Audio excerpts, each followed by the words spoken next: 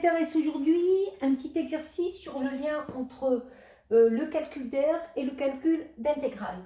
Alors, on va déjà voir que les deux fonctions que j'ai représentées ici sont toutes les deux continues sur un intervalle donné, donc sur un intervalle AB, et elles sont positives. Donc ça, c'est la première chose qu'il faut regarder. Lorsqu'on a des fonctions continues et positives, l'intégrale est définie comme l'aire entre la courbe, l'axe des abscisses et les deux bornes d'équation x égale a et x égale b. Donc je vais prendre le premier schéma où la courbe f a été représentée. Je m'intéresse au calcul de l'intégrale de moins 2 à 2 de f de 8 dx.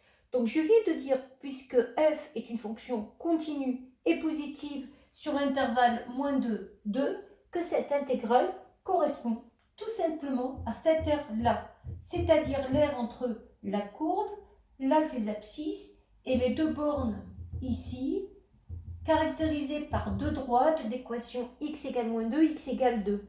Et on voit qu'ici, on a l'aire de deux triangles rectangles.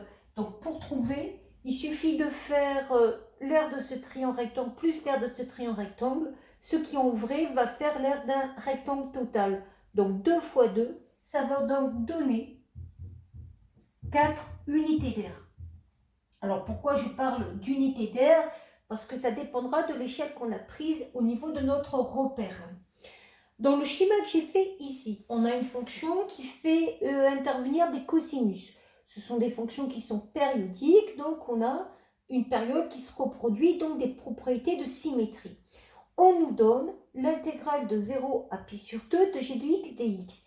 Qu'est-ce que c'est que l'intégrale de 0 à pi sur 2 de g de x dx? Vu que g est une fonction continue et positive sur l'intervalle, cette intégrale, ce n'est rien d'autre que cette aire-là.